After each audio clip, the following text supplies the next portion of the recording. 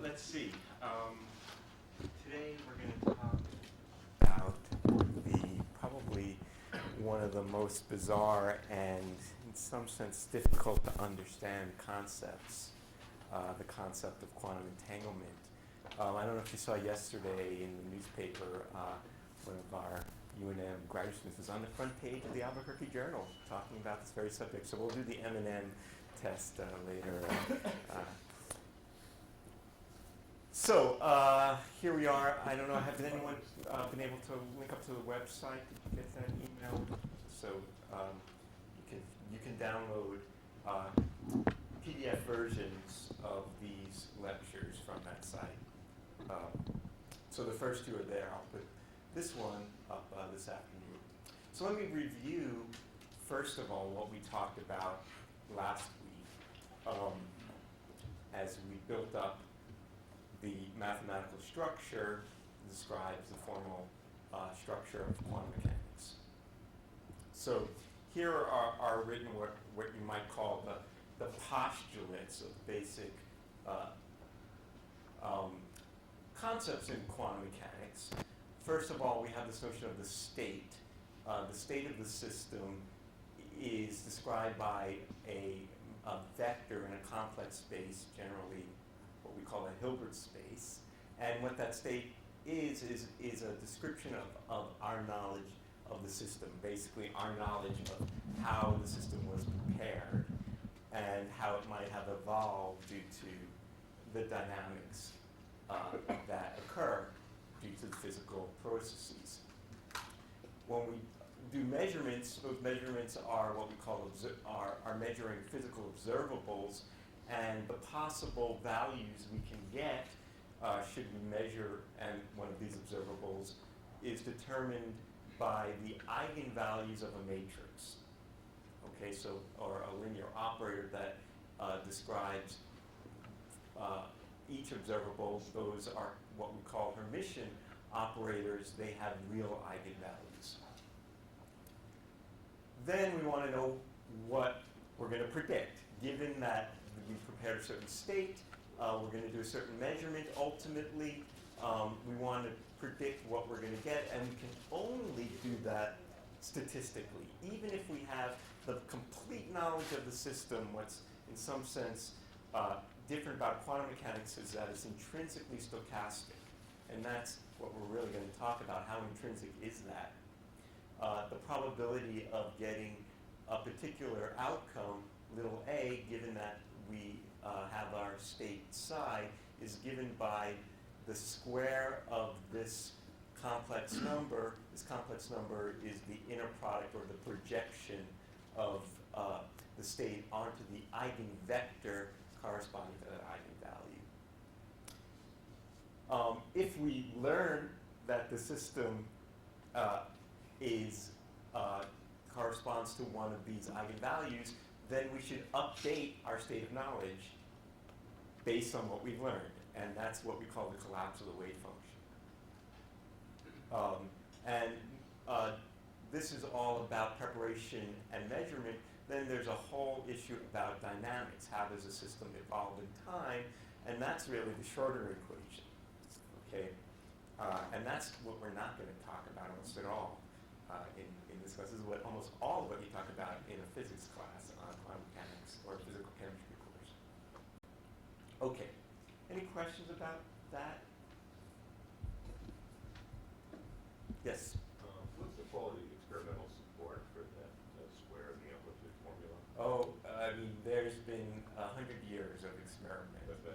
How do I know it's not quaternions rather than complex numbers? Sure. There are certain implications of the difference of quaternions versus complex numbers. It mostly comes into the entanglement question that we're going to talk about later. I don't know if I'll be able to quantify it for you here, but I can certainly point you into some papers that discuss that issue. Yes? How does one know when one's exhausted all the quantum numbers? So how do you know what sort of all the alternatives are? To some degree, that depends on the physical system and the dimension of the Hilbert space. So the dimension is determined by the physical system that at hand. Sometimes, in some contexts, that dimension is infinity. And then I can never exhaust all the alternatives. So what I mean, I guess, is if you have an atom, you Yep. have the principal quantum number, Yep. but then you have these Oh, sure, subspaces, sure. and how do you know when you run out of subspaces? Right. So that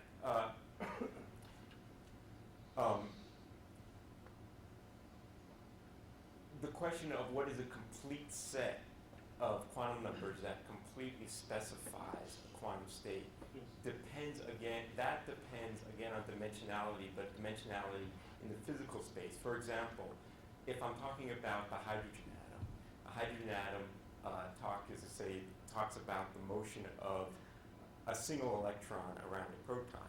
And if I ignore spin, for example, then there are 3 degrees of freedom corresponding to the 3 directions of relative motion. So I need 3 quantum numbers to describe that. It's a symmetry problem, if you like. There's a Lie group that describes the group of symmetries associated. So it's a group theoretical question relative to the physical symmetries. Well, so there are 3 angular degrees of freedom and 3. Well, 2 angular and 1 radial. Oh, okay. But then you do have spin. And Right, so then that's another. But how do you know you don't have something else like You spin? don't know that, okay? I mean, ultimately, you could keep saying, well, there are that was another degree of freedom that was discovered. So there's nothing intrinsic that tells us maybe elementary particle physics tells us something about the fundamental symmetries that might nail that down, but I can't say that for sure. Yeah? Let me come at that same question at a different angle. Uh-huh. If we didn't know about isotopes, we'd think all hydrogen atoms are the same. Yep. And so there'd be this missing observable that we were going to discover next year. Yep. But until we discover it, do we have an accurate description? Is the quantum mechanics definition No, I mean, identical? what that means is that there is in this language, there's a degeneracy in the problem. There are many eigenvectors that correspond to this same eigenvalue for this observable. But there's another set of sort of finer structure within that we haven't yet discovered. So we don't yet know whether there's not a whole group of states, which all of whom I can put in superposition, which all would have the same eigenvalue. And we don't know that until we make that discovery. So we can't do an experiment that says we found the bottom. No, not yet. No, I mean, there could, maybe string theory tells us there's more. Yeah. Right? And then question on this collapse thing. Yeah. Or measurement. Yeah. If I do a measurement but he doesn't see the result, Yeah. is the system affected or not? No, what we have been discussing over the last couple of lectures. This is about my state of knowledge. Okay. Okay, we're going to get into this much more detail today, but the collapse you think about, not every observer has the same description of the system. So, but that it shouldn't in any way affect the statistics, right? Ultimately, what you're doing is making predictions about what you'll see based on what you know, and that is sort of the bottom line here. What you know changes. So, it's like the coin problem that we were talking about. I should bring coins, but I never do. Oh, I have one. It's just buried in my pocket here. So, all right. What am I going to get? Am I going to get a heads or tails? You tell me. Okay, now, you're right. But you had a 50-50 chance of being right? Whereas I knew I was going to be right because I'm going the rich, yeah, 100%. Right. Two weeks in a row, There's many alternatives, all of which are equally likely in the system. But you see the point. Sure. And that's exactly the point here. And we're going to that's really going to be the topic of today's lecture in some detail about in what sense is the discovery of a value just like the coin and in what sense it's not. Okay. So the formal structure, we elaborated that formal structure in the context of a particular system that I think is useful for motivating and seeing in action some of the basic principles, and that was photon polarization. So we said, okay, we have, say, if we have a linear polarizer, then there's described by a polarization vector. In this case, if it's linear, then it's in a real vector space, but in general would be some elliptical polarization, which would be in a complex vector space. And we describe these things by in this language with these kets, which are just column vectors. So these are unit vectors, define the basis 1, 0, 1, 0, and 0, 1. And then a particular experiment might be I prepare a photon. That photon is prepared in this state. I know it's in that state because I put it through this polarizer. And now it goes to a measuring apparatus. A measuring apparatus is a polarizing beam splitter which transmits what I'm calling here horizontal in the plane, or reflects the vertical out of the plane polarization. And I then ask what is the probability of detecting the photon in this port versus that port. And these are the rules of quantum mechanics that we just described. They project onto the eigenvector corresponding to the eigenvalue. And those eigenvalues and eigenvectors are eigenvalues and eigenvectors of this observable, which I'm calling the Pauli Z matrix, okay, which we'll see a lot more of over the course of these lectures. And it's already a diagonal matrix, so we see that H and V are its eigenvectors with eigenvalues +1 and -1. Okay, those eigenvalues correspond to transmitted or reflected. And the probability of getting those outcomes is just the squares of the amplitudes. And moreover, we could calculate what's the average expectation value in corresponding to this transmitted being +1, reflected being -1, and that's just the expectation value we calculate through this inner product or matrix element of the observable, and we could just do the simple math. It's just weighted +1 times the probability, -1 times that probability, or that function. Okay? So this is just a simple example of that math. Okay.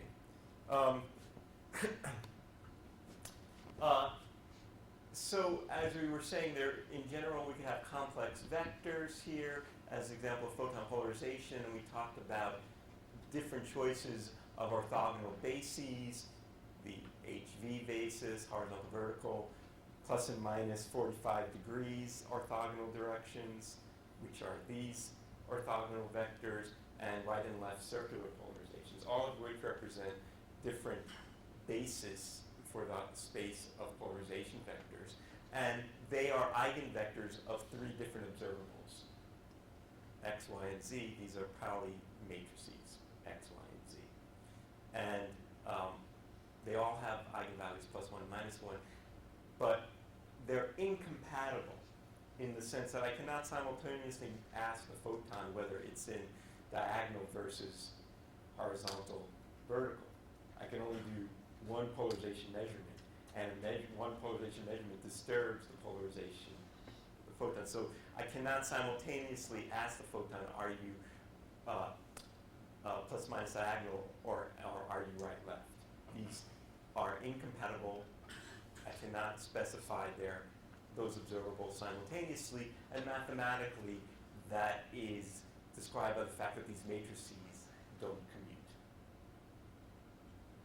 Okay, so that's a version of the Heisenberg uncertainty principle. Instead of position momentum, it's different polarization states. There are lots of different Heisenberg uncertainty relationships. Okay, so just to give a little bit more experience with this kind of mathematics, let's say I have some arbitrary kind of polarizing beam splitter described by this observable. Okay, it's going to be this combination of matrices, Z and X. Here it is, that matrix. Its eigenvectors are, in fact, the eigenvectors corresponding to linear polarization at angle phi, and the perpendicular polarization 90 degrees rotated from phi. So this corresponds to, if I were to measure it, linear polarization in an arbitrary direction. This is, say, at any angle phi, horizontal, vertical, or any combination, if that makes sense to you. Okay? So when I prepare a state E phi, it's the +1 eigenvector of this matrix, parameterized by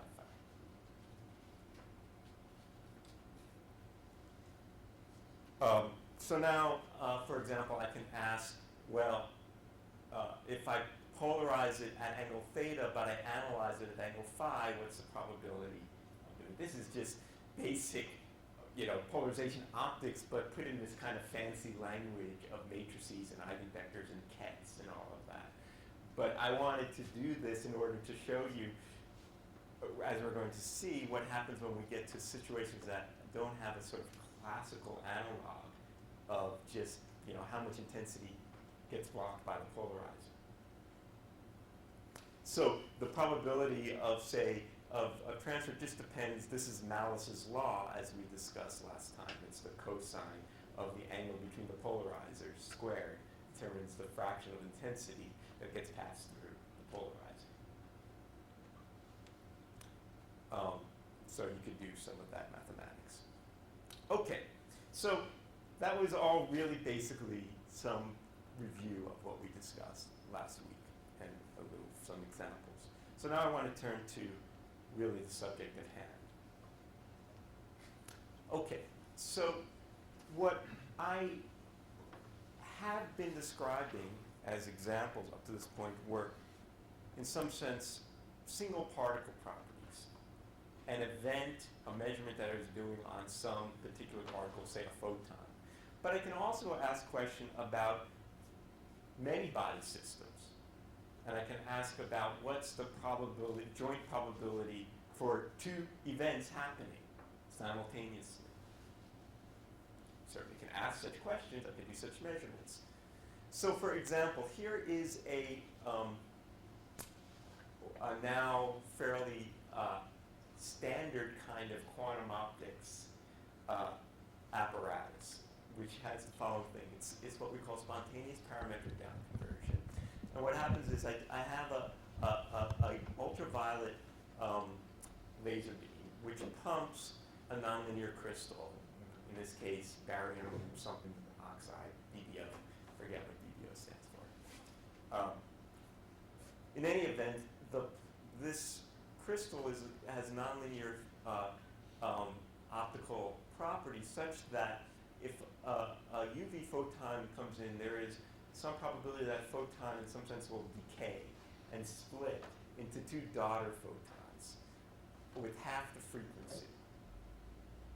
Okay, so it comes in with as an ultraviolet, and two, say, infrared photons are born. They are, if I have, the input laser is polarized in some combination of vertical and horizontal, and the daughter photons are also polarized in some way that we'll describe some way. And then I put polarizing beam splitters of the kind that we described just before at the directions where these daughters are born.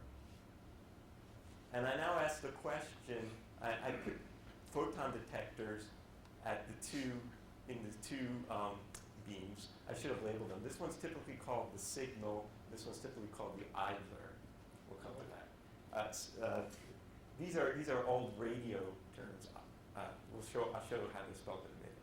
Okay, idler, LER, and signal. The signal and idler photon. In any event, the point here is that I want to make is that I want to ask the question, say, what's the joint probability that I get both photons are horizontally polarized?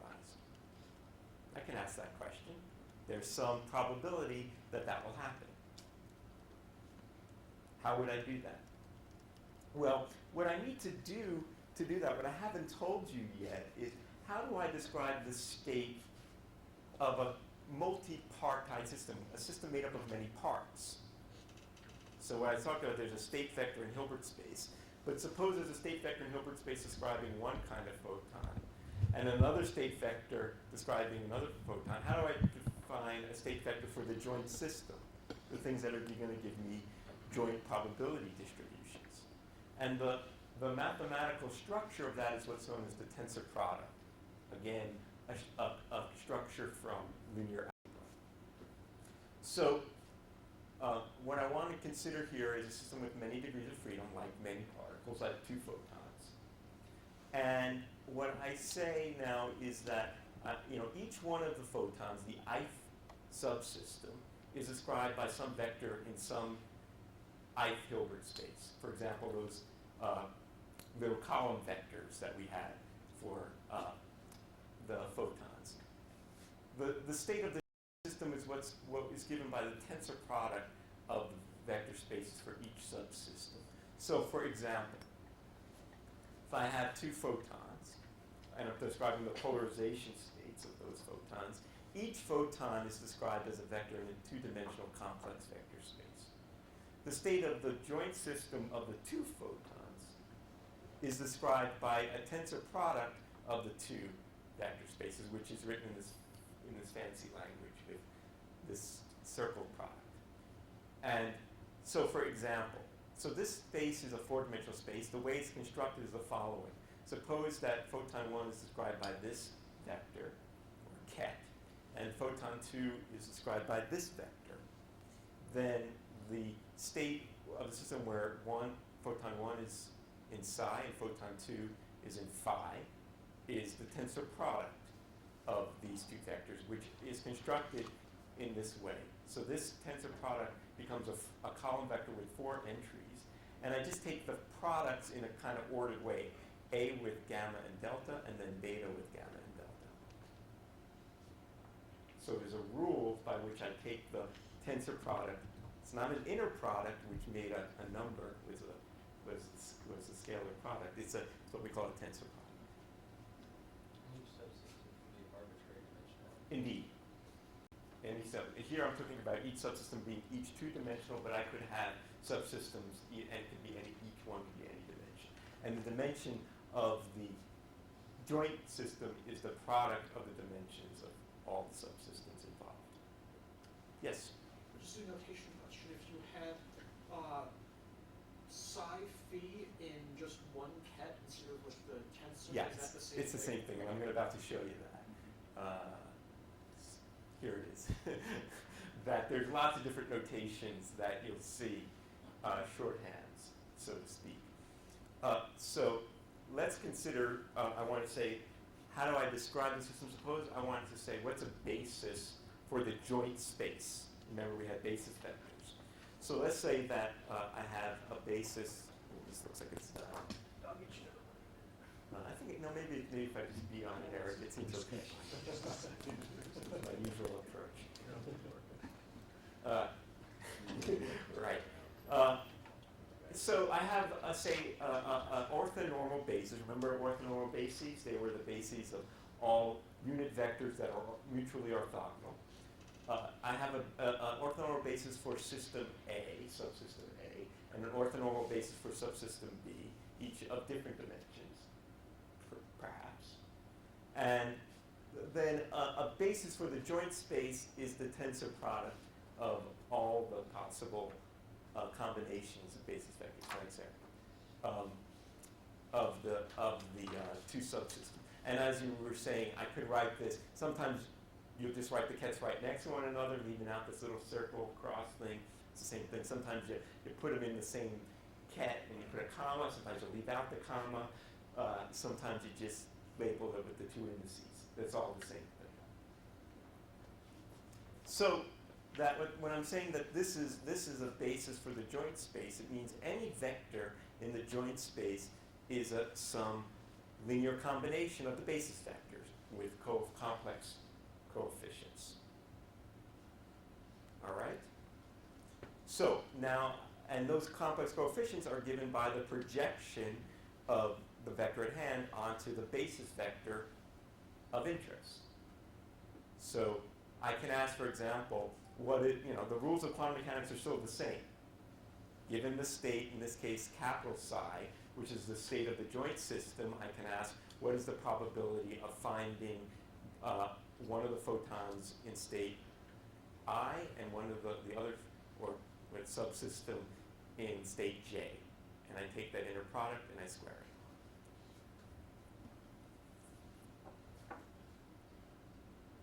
Okay, now what I've described so far are states that are, or really I sort of said, well, we can make product states, tensor product states. So this is subsystem A is in psi, subsystem B is in phi, and this is a joint system.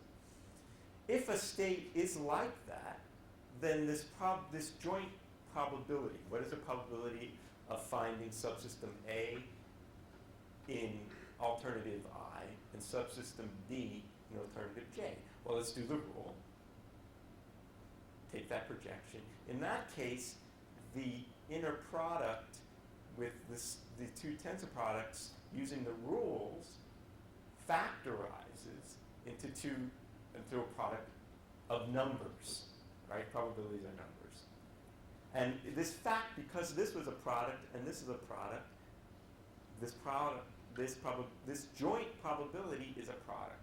And that joint probability is just, well, there's some probability of finding this guy in I times the probability of finding this guy in J. The probability of both things happening is just the product of the probabilities. What does that mean? It means that this state describes a situation where the statistics are not correlated. The probability of both things happening just depends on the product of the probabilities of the individual things happening. So, what we call such a state a separable state. I can separate out the two probabilities of the two events. So they're statistically uncorrelated.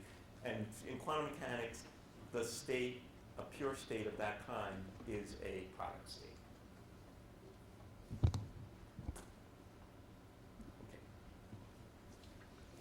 All right. So, life gets more complicated now and interesting if we think about joint events, which in principle can be indistinguishable.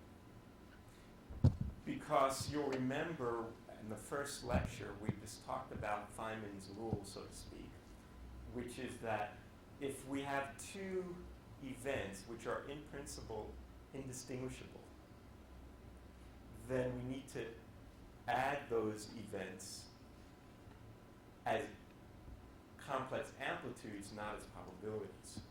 So here, let's go back to thinking about the spontaneous parametric down conversion scenario.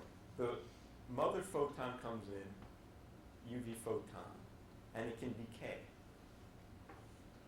Now, it turns out that if I align the crystal structure relative to the direction of propagation appropriately, there's something called type 2 down conversion, doesn't really matter. But the point is that the signal in photon, the signal in either photons have to have opposite polarization. But there's two different processes that can happen. Either this guy, if this guy is vertical, then this guy has to be horizontal. But there's an alternative, which is this guy is horizontal and that guy is vertical.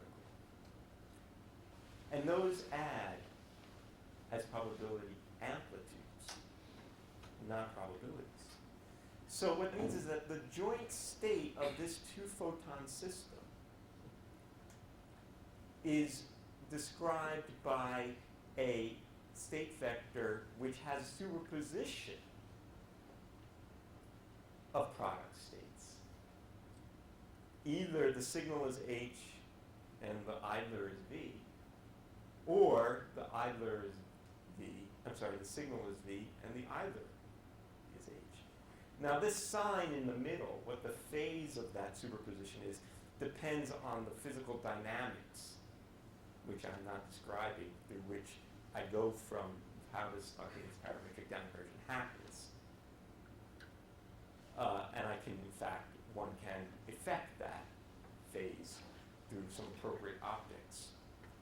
But the point here is that this state, no matter what basis I choose, cannot be written as a product state. I cannot think about this, I have to introduce our favorite characters, Alice and Bob. Whenever we have bipartite systems in quantum information theory, the two parties that are doing the measurements are always called Alice and Bob, and everyone has their favorite characters, Alice and Bob.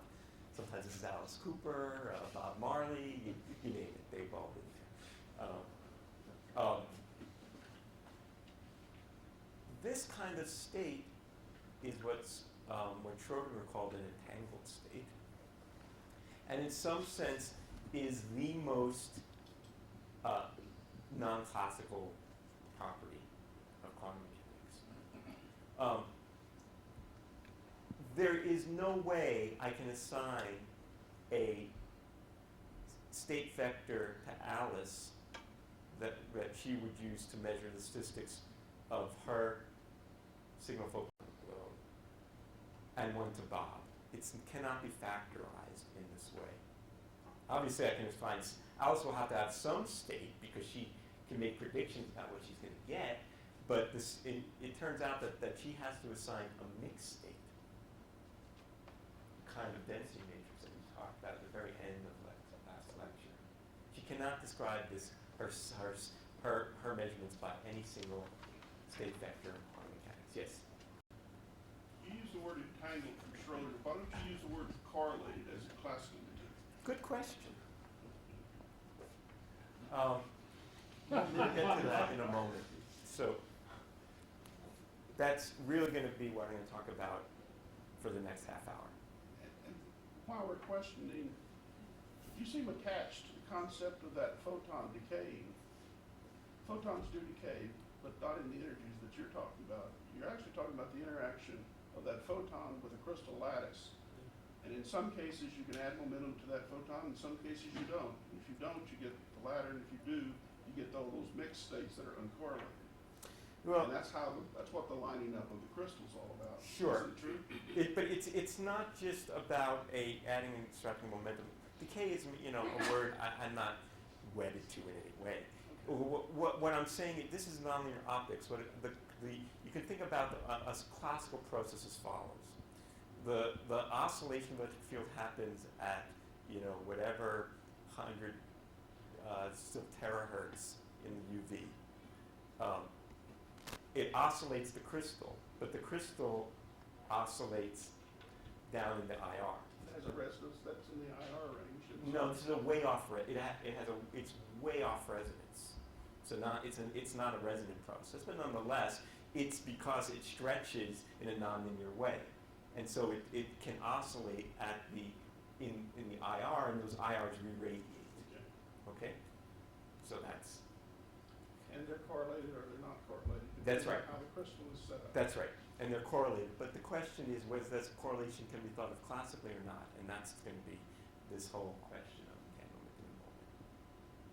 So it is true that there is a classical process of down conversion that in the nonlinear optics. Generally, I can have parametric amplification if I were to send in an IR beam along the signal, and this would be a signal in either parties, then I will amplify that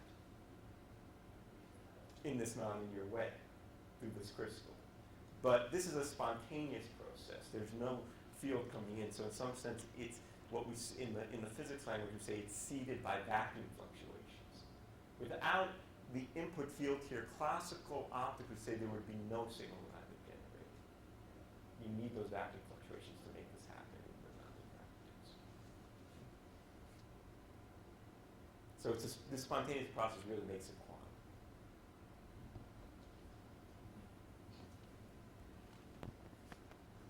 Okay. So now let's just think about the rules of quantum mechanics as we've set them up, and let's just use them to look at what happens in the context of this particular state, this particular joint state, which is not a product state. It's what we call an entangled state, a correlated state. Excuse me. Okay, so now I want to ask the question. Suppose that Alice makes a measurement of her photon, the signal photon as it's called. And she does it in the HV basis.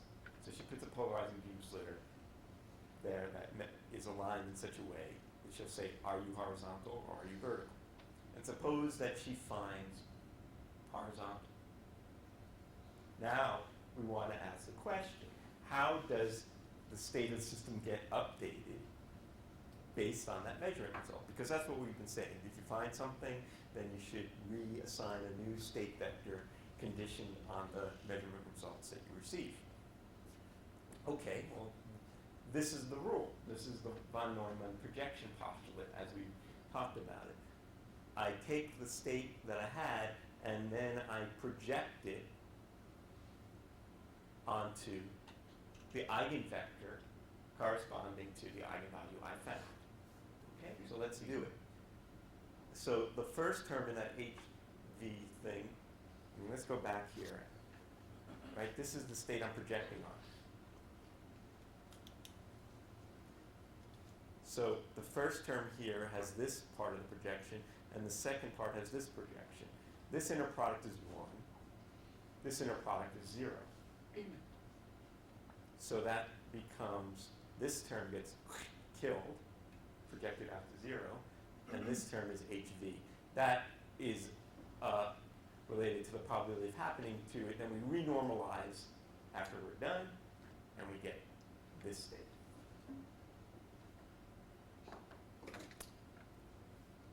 So what is happened here is when Alice finds H, she says, okay, if I knew this, I know what happens in this crystal, and the joint state of the system was this entangled state. Now I'm at H, so my new state assignment for the joint system is this, which means that she knows right at that instant that Bob, should he make a measurement, will certainly find V, should he measure in the HV basis. So what we say is that, in some sense, Alice's knowledge of Bob collapses. Okay, well, sometimes people call this spooky action at a distance, but is it really spooky at all? I mean, okay, Bob knows what about Bob's photon, what she knows is affected by her measurement because she knew they were correlated. Big deal. So let's think about this for a moment. Here are Alice and Bob, and they're gonna know that there's a certain black box, and in that black box are going to be put 2 marbles, a red and a green marble. Okay, so now they're going to go to the opposite sides of the galaxy. And one ball is going to be spit out to Bob, and one ball is going to be spit out to Alice. Okay? So, Bob got red. The minute he gets red, he knows, the instant he got red, he knows instantaneously at that very instant, because he knew that, these balls were put together in this correlated way, that Alice got green. And similarly, the fact that Alice got green, she instantaneously, at that very instant, her state of knowledge about what Bob got has changed. But we don't think there's anything weird about that, right? Because they were correlated, and what she knows is based on that correlation.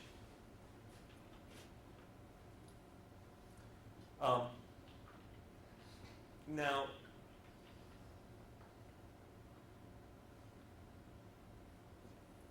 there could be another alternative here, which is in one time it got green, the other time it got red. but again, they're perfectly correlated. So what Bob or Alice get is totally random in this case. They see either a red marble or a green marble with 50% probability, say, if that's how the coin is flipped inside the box and it spits out a ball, and they're going to get a random result. But even though their results are random, they're perfectly correlated. Okay? So I created a classical system that did that correlation. No big deal here. Now, of course, that was corresponding to this kind of one measurement. Are you red or are you red or green? Our favorite state question. That corresponded to, say, horizontal or vertical polarization. That was the measurement, the two alternatives. Now, of course, I could do other measurements on this. Suppose instead of in this particular nonlinear optical scenario, I were to do a different measurement. I measure now the observable we call X, which is, are you this polarization or that polarization, the one at 45 degrees from the horizontal vertical? Okay? Okay, they could do that. What does quantum mechanics tell us? Well, quantum mechanics tells us that, in fact, these are correlated as well. Doesn't matter what base I choose. If Alice gets plus 45, Bob gets minus 45. If Alice gets minus 45, Bob gets plus 45. So that's the nature of this. How do we know that? Well, you could just, again, do the same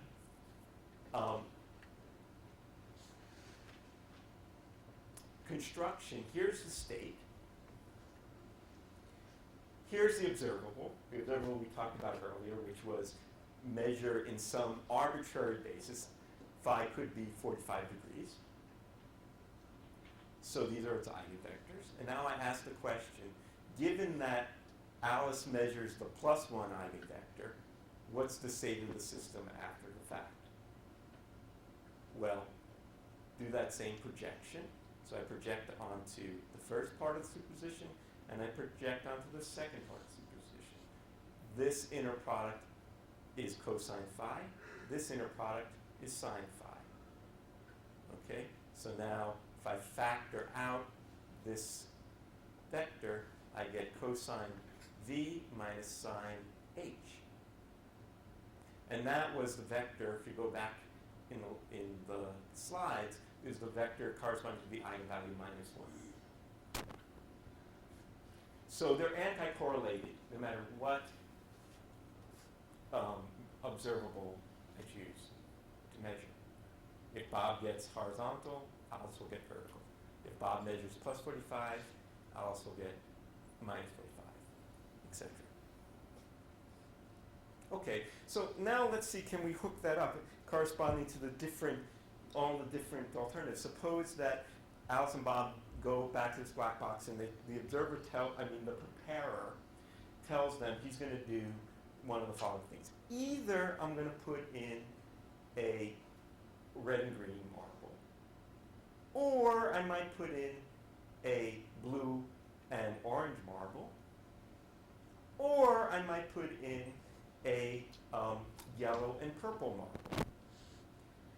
I'm going to do one of those three things, the preparer says. I promise you, if I put in a red, there's also going to be a green one. If I put in a blue, there's always going to be an orange one. If I put in a yellow, I'm always going to put a purple one.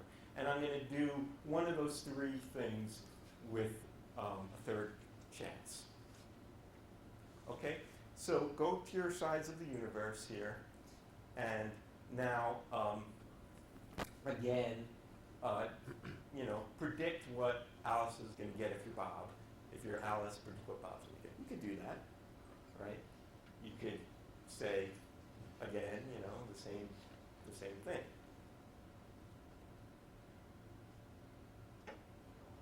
But, and there's the big but.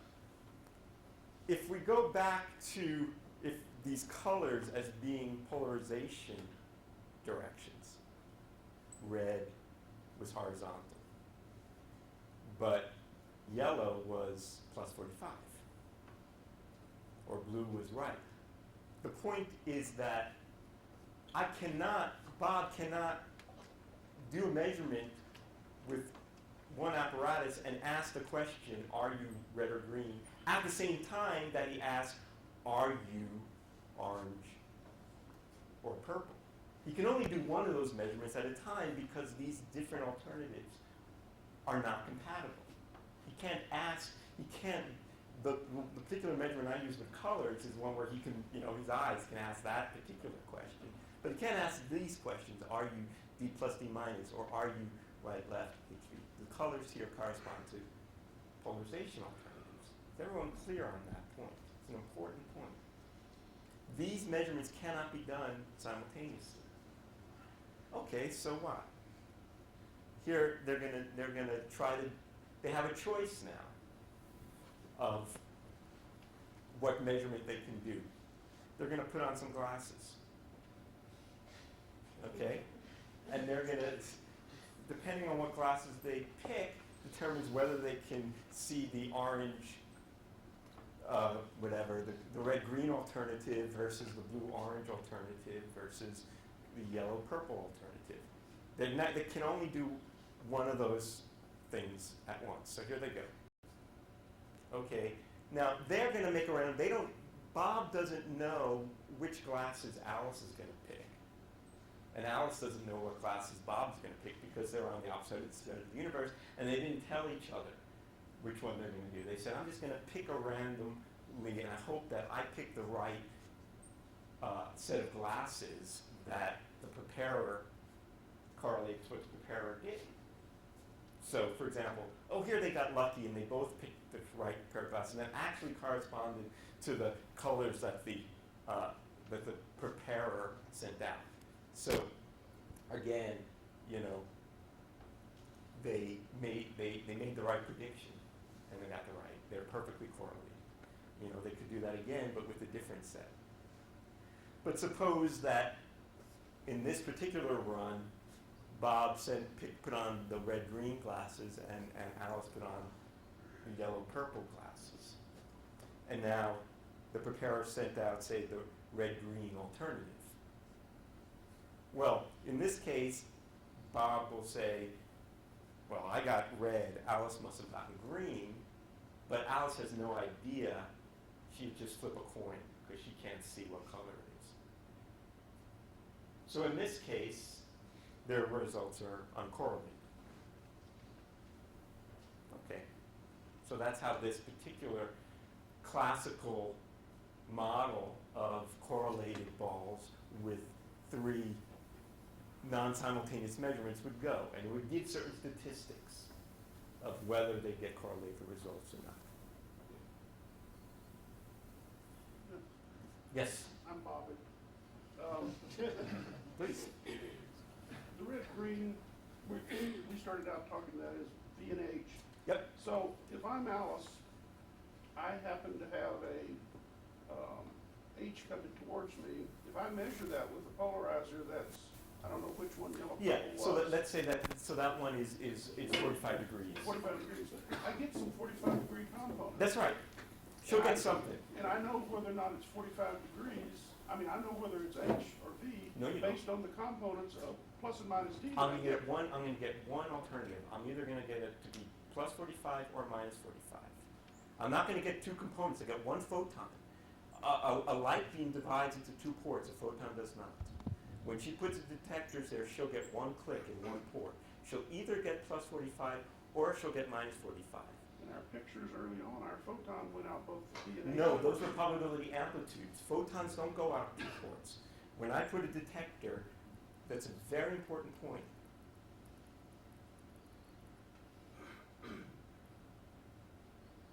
I'm sorry, I need to. Okay. There are pictures of where photons could go, but only one detector goes click, not both. Not both. There's a probability for this going click. There's a probability for this going click. But if I put a coincidence counter here, I will get 0. So when the horizontal photon comes to to Alice, and she puts the 45-degree polarizer, she'll either get plus 45 or minus 45 with a random choice. But can then say, I got a 45-degree photon. But she cannot say that. She cannot simultaneously know whether it's horizontal and it's not classical optics. A photon will only click in one detector.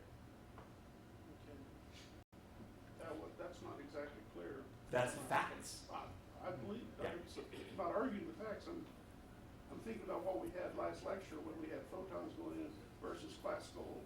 Yeah, what I said is that the fraction of photons, I started with classical light waves. And then what we said was that what we said in the last lecture was I'm going to assign the fraction of, So there's a stream of photons. there's a stream of photons, and they randomly go click, click, click, click, click in different detectors. And then I collect all the statistics. And then I say what fraction of the photons went in this port, what fraction of the photons went in that port. So if I did that experiment here, the laser keeps going, I have a stream of photons. That's right. Both detectors are clicking now on my 45, and I look at statistics. Can I then sort out that Bob got? If they keep doing those same measurements, yes, Okay. indeed. But they're going to just randomly pick a glass going, right? What I'm trying to decide is whether or not early on information was being moved from Bob to Alice because they had the same color glasses on. They just randomly happen to choose those. In the very first example, Bob knew what Alice got because he could measure the thing he had. I'm trying to find out where did the information get lost now all of a sudden. The point here is that Alice and Bob cannot simultaneously ask the question, are you red or green? Are you blue or orange? Are you purple or yellow? They can only ask one question at a time. Because and that's mocking up the fact that I cannot ask the photon, are you horizontal or vertical? Are you plus 45, minus 45? Are you right, left? In one question. I just can't. Okay. So they can only ask one of those questions at a time. And every once in a while you get lucky to Yep. ask the right question. Yep.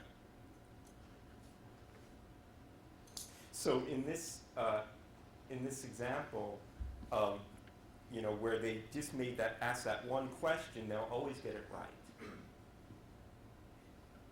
But if Alice and Bob have a choice of what question they're going to ask, we can then, after the fact, ask the question whether or not their results are correlated. In the case where they ask the same question, their results will be correlated. In the case where they ask different questions, their results will be uncorrelated. But Bob can still know that his answer is correct. Well, Alice thinks her answer is correct too. I mean, she will see something in the same way that, as was being suggested, when she puts the 45-degree polarizer here, she will either get plus 45 or minus 45. So I really should have put in here, I got yellow. Bob must have gotten purple. That's what she will say in her head. Whereas, and Bob will say this in his head. But after they come back, they fly their spaceships back from the opposite sides of the universe and they compare notes, they'll see that those particular results happen to be uncorrelated because they asked two questions that were mutually incompatible. And when they happen to ask the same question, they will have perfectly anti-correlated colors. You can't ask questions in series? Sure, each time there's going to be a new photon pair coming out, so they can ask the next question. But they don't know what the next, this And I think what black you meant box, was I'm sorry. having made a measurement, Yep. follow up with another measurement. Sure, you could certainly do that. You can do that, but. And not gonna Not help gonna you. resolve the situation. I mean, yeah, indeed, I can, with those same photons, to the degree that I don't absorb them, I could try to measure it and ask another question about it. But each time I do a measurement, I project the state onto the new eigenvalue. So there's this measurement disturbance problem. The other fact is that the nature of the black box here is that it's spitting out random pairs of colors. So it's not like every time it spits out the red-green alternative.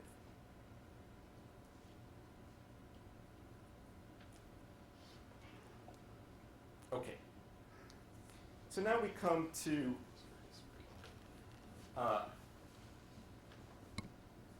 what was clearly, what you might call Einstein's most important mistake. I mean, even when Einstein makes a mistake, it's better than what most of us, probably any of us could do. So, and it's not a crazy mistake at all. I mean, this is what you would think. So Einstein was really, as I think most of you know, was really bothered by the way in which people were thinking about quantum mechanics. I mean, he wasn't bothered by quantum mechanics as a description of the microscopic world that gave randomness. I mean, he was the father of that in some sense. Brownian motion was, his most important early work. Statistical physics. But, the Copenhagen school was coming up with what he considered to be, was really getting off board in the way the physical world should be thought about. And he wanted to prove that it just couldn't be the way that Bohr was talking about it. He never knew what Bohr was actually saying, so it's hard to pin him to know what Bohr was saying. I didn't know Bohr, but that's, you read Bohr, and that's what it's like. So here, there's this famous paper. I don't know who Widowski and Rosen were, but They were grad students. were they? Yeah. Okay. So, in this famous paper, now famous, they said, look, if I, as an observer, can predict what another observer is going to measure with certainty, then what that other observer is going to measure must have been there to begin with before the observer measured it. In the same way that the red and green marbles, Bob can predict that Alice would measure green should she put on the right glasses because it was green on the way from the box to this. So, there is what they call an element of reality. That when you're making measurements, you're making measurements of things that are there, that have objective properties. They're not effects of them, you're not making them become something through the process of measurement. They actually have that property, and you're just discovering what that property is in the objective world when you do the measurement. And the EPR collaboration, argued then that has to be the case that such physical properties, elements of realities exist because Bob can predict something about it, and Bob, because of the constraints of the speed of light, and how if this is a spatially separated object, Bob can make a prediction about it. Therefore, he couldn't have affected it because it's on the other side of the universe, or galaxy, or wherever, outside of the lab. So what they want to argue is that, and we're going to give the argument in the next slide, that realistic properties, because of the realistic properties that they say must exist, quantum mechanics is incomplete.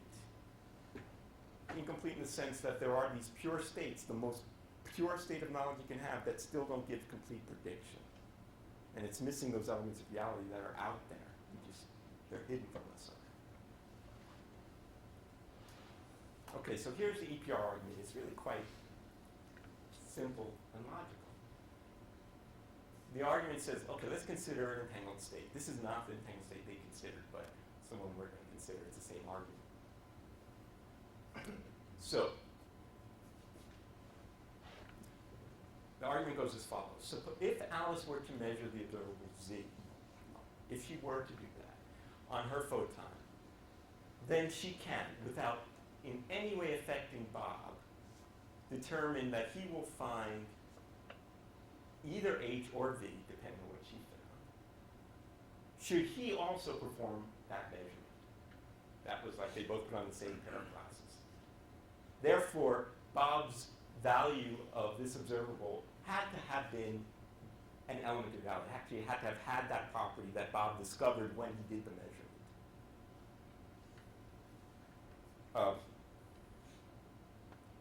Similarly, if she were to have done a measurement of observable X, then she can, without in any way affecting Bob, determine whether he's going to find plus or minus 45 degrees diagonal photons, should he perform a measurement of that observables. Therefore, his measurement of X is also an element of reality.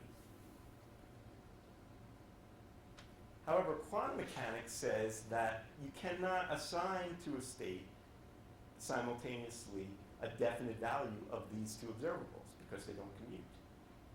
Therefore, quantum mechanics is not a complete description of the physical world and should be completed by some hidden variables. So that's the argument. It's a pretty compelling argument. Of course, Bob can't measure both X and Z in simultaneous, or nor can Alice. They can only choose to measure one or the other. So this, in some sense, was when this first came out, was just looked at, it's a philosophical argument because we can't test it. Or can we? And that's where John Bell comes in, the real genius of it. The question is, and I just find this really quite amazing, you know, a question about whether something has an element of reality or not is a quantifiable thing that can be put to empirical tests in the laboratory. I just find that quite amazing. So, what Bell did, and what we're going to talk about now, is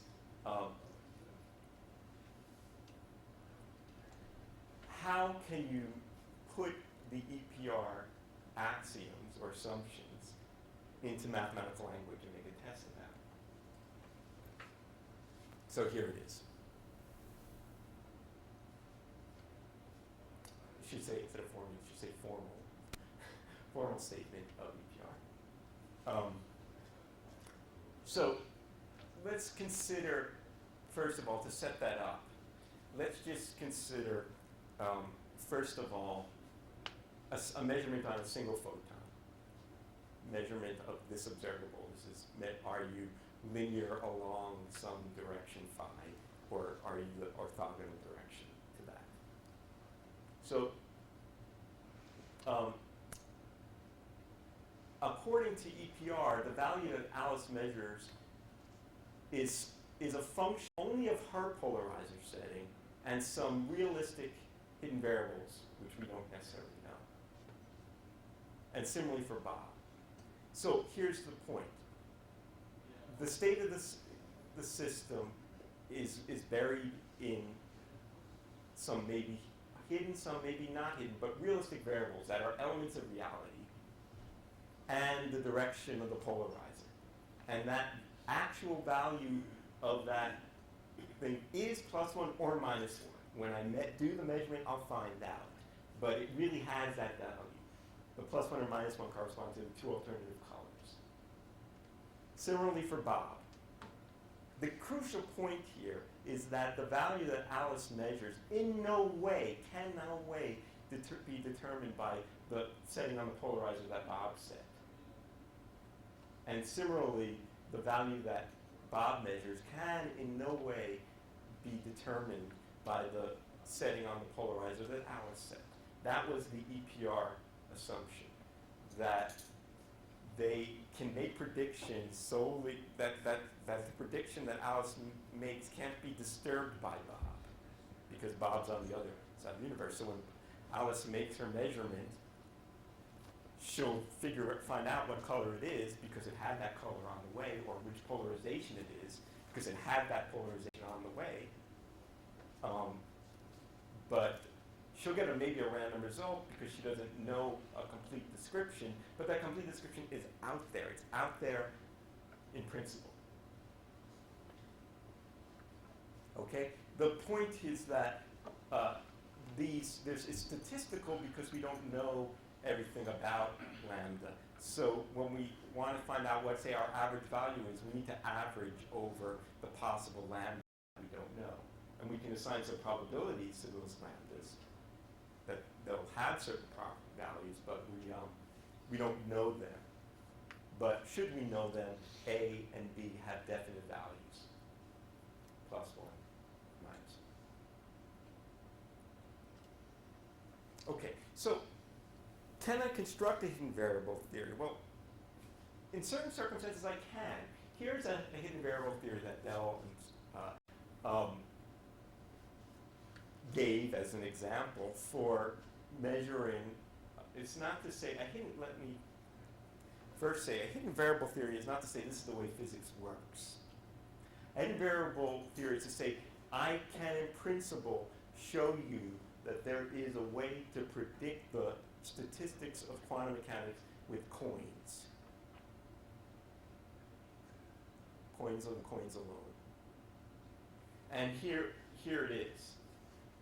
Here is an example of such a thing. I want to say I prepare a photon in some polarization state, and I'm going to measure it in a polarizer along this direction. Okay, the way I do it is or a way I can do it is the following. My animation got screwed up here, so let's see if I can show you what I'm talking about here. So what one is going to do is say, associated with this polarization vector is also a wedge that's carried along with the polarization vector. That wedge is a 90-degree wedge that is bisected by the polarization of the photon that it carries along with it. It's a blue wedge in this picture. And now, when this polarization is incident on the polarizer then sets up a little blocker that's in pink at a certain angle with a certain overlap alpha with the blue wedge. And that angle is a property of the direction of the incoming photon that it knows because it feels it, and the direction at which it's set, which it knows because it's set that way. And then it just asks let's make sure that there's a certain fraction. If lambda is inside the purple wedge, which is the overlap of the pink wedge and the blue wedge, it passes. If lambda is not in that, it gets blocked. And so the probability of passing is the fraction alpha, this angle compared to 90 degrees, and then the alternative is the rest. And as long as if the polarizer sets up its little pink wedge such that this angle is pi over 2 cosine squared times the angle difference, I get the right statistics. Now, of course, there's a cockamamie, rigged up thing, but it just says, there's really the reason, it just shows that I can rig up a way in which the photon either is passed or reflected by just saying there's some unknown lambda that's uniformly distributed in this blue wedge. If I were to know that value of lambda, I can tell you with certainty whether it's going to be transmitted or reflected. But since I don't know lambda, I have to average over it, and that's why I see statistics, because there's just this hidden variable.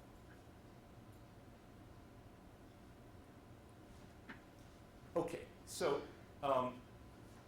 now the entanglement question is all about correlations.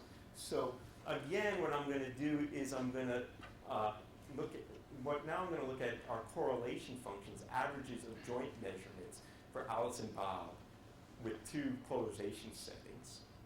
So this is my expectation value of that observable, which in the hidden variable model is just averaged over some joint probability distribution of the unknown but possible but deterministic hidden variables times the realistic values with the definite values +1 or -1 should these values be determined. Is that clear?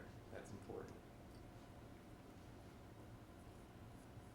So in quantum, this probability distribution is supposed to mock up quantum mechanics in the same way that our little funny wedge, pink wedge and blue wedge, mocked up quantum mechanics for the single photon. Now it's supposed to mock up quantum mechanics for the joint state of the two photons in this kind of entangled state. Yes, sir? Are we allowing the angles of each of the photons to be different, or are we saying they're the same? What I'm saying is that the photons quantum mechanically are described by this state. They're anti-correlated always. We know that from empirical facts, and what we want to ask the question is whether or not the description of those statistical events can be described by a local hidden variable theory. Local in the sense that the hidden variable theory makes it such that the value I'll get in no way depends on Bob's setting. Yes? In this equation, you've got A's on all the subscripts. I'm sorry. Yeah, this should be B and that should be B. Okay. Pardon me. Okay, so in an experiment, how would you measure those correlation functions? Well,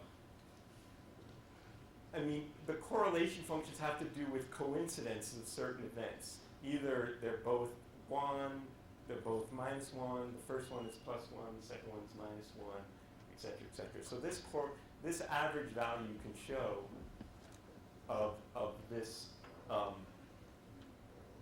observable is the sum of these correlations. And I would just measure that in an experiment by looking at different correlations between this detector and that detector, this detector and this detector, et cetera, all 4 combinations. Now remember, these settings of the polarizers may be incompatible. I can't do them all at once, but to get the statistics, I do many experiments, and then I collect the statistics. Okay, here we go. So Bell said, let's consider those correlation functions with the key assumption of the local hidden variable model. And this is a version that's due to, actually, there's another missing H clause there.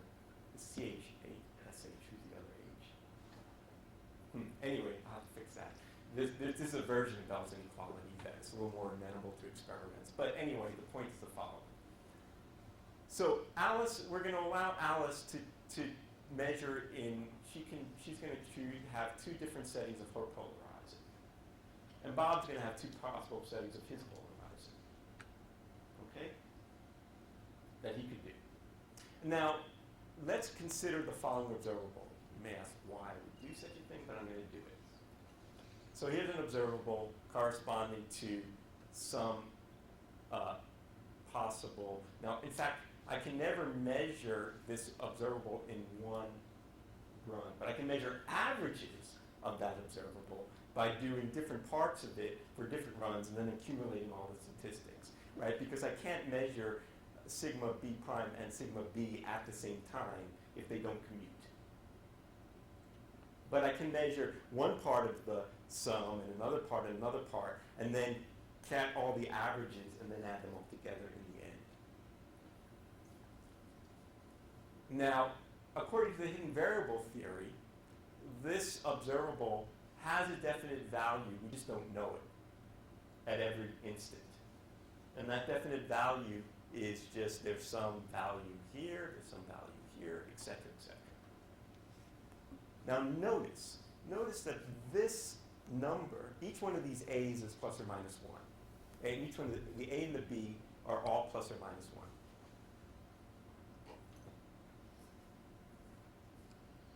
If these two, the value of sigma b prime and the value of sigma b are the same, then this term is 0. And this term is 2. If they're opposite, then this term is 0 and this term is 2. The sigmas, or the a and b, are plus or minus 1.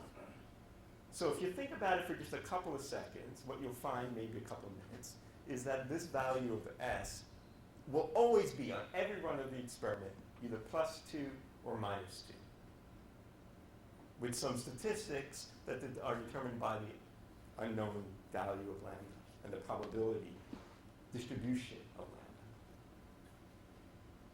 But it's always plus 2 or minus 2. So when I were to, if I then look at the average value of this observable over the hidden variables, it's bounded. It can never be bigger than plus 2, never be the average value. If I average a bunch of plus 2s and minus 2s together, it's somewhere between plus 2 and minus 2.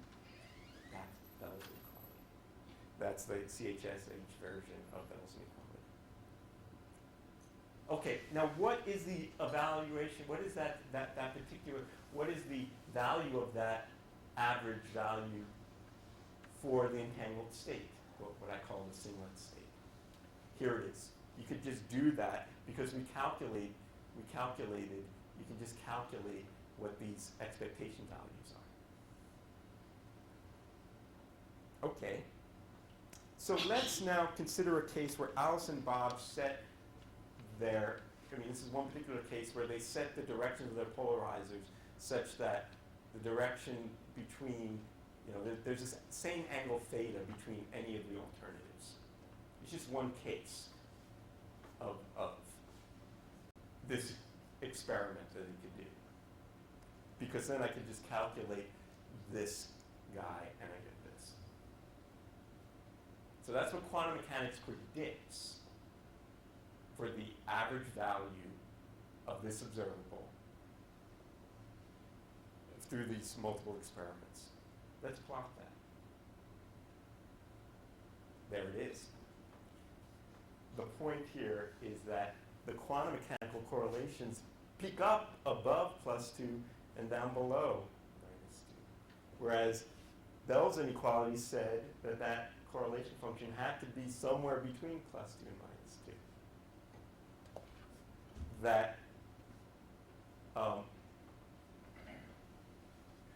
we can get the maximum violation of Bell's inequality if we do the following experiment. Alice chooses to measure x or z, that's horizontal vertical versus plus minus diagonal. Bob chooses to measure 22.5 degrees away from that in 2 orthogonal choices. So those are the measurements they do. If they do that and they accumulate all those correlation functions, add them up in the right way, they'll get 2 root 2. Whereas what we just said was that if they had realistic local values, it had to be bounded in that way. Well, the proof is in the pudding. Experiments have been done. Early experiments used the correlation of photons that happen in a spontaneous emission cascaded through energy levels that have this correlated polarization effect.